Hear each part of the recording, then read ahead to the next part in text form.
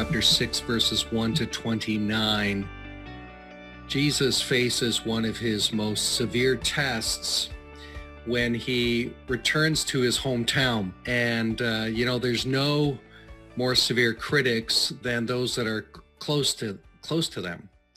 Joan and I came to an agreement many years ago when we were newly married and I was new in the ministry. I think it was another pastor's wife that shared this wisdom with Joan, that she was not to make any kind of comment about my sermons until Wednesday. And the purpose of that, I guess, was to give some emotional distance for me between Sunday when I delivered the sermon and Wednesday when I received the critique. Joan's always been very encouraging, by the way. I don't want to throw her under the Bible bus. But here's Jesus. He's coming to his own town, and he's been known by most of the people there since boyhood. And he went into the synagogue and he taught. Any male could stand after the readings and give a comment or a teaching. But his teaching was not greeted positively. It wasn't welcome positively. Instead, the gospel tells us that they took offense at him. And they took offense primarily for two reasons. First of all, because of his occupation. Is not this the carpenter? It almost seems as if, well, here's an unlearned working man. What would he know? He hasn't studied the rabbis like the rest of us, or the educated.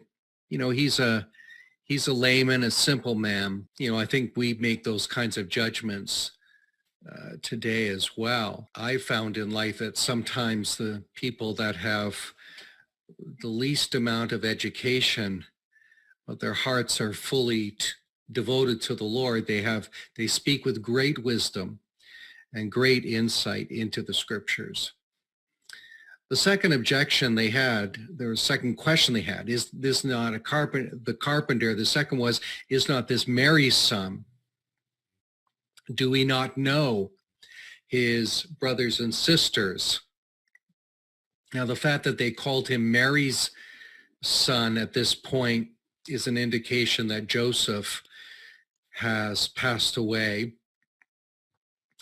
And the people despised him because they knew his family. They knew his family background. And so they're not giving him too much credence. Not a great family, not a notable family. And then we're told in the gospel that the result was that Jesus could not do mighty works in Nazareth. The atmosphere was wrong.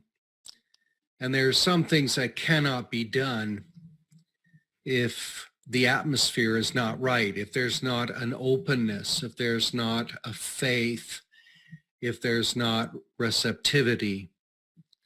Isn't it interesting that God has created things so that even God's hands, as it were, can be tied in some circumstances?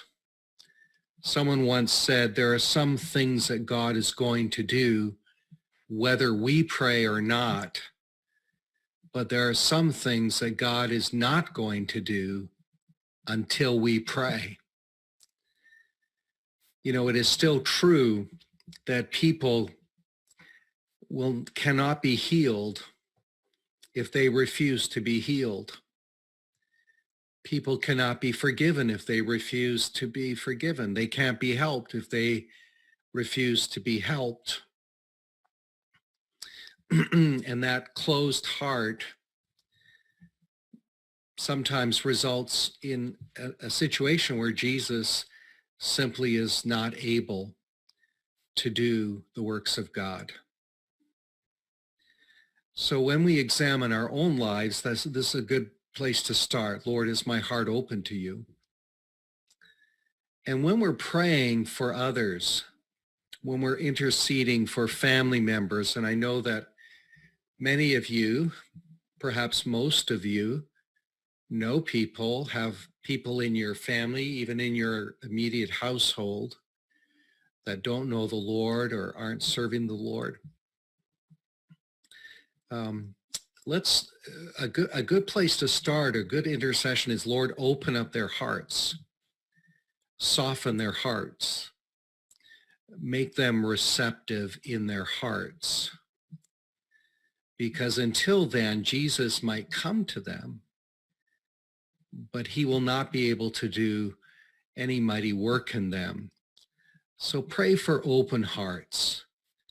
Pray for Christ to open their hearts. And he can do that in a split second. It doesn't have to be something that's observable over time or even observable to you. It can happen in a secret moment that the Lord could open their heart and come to them. So we should be praying for just that.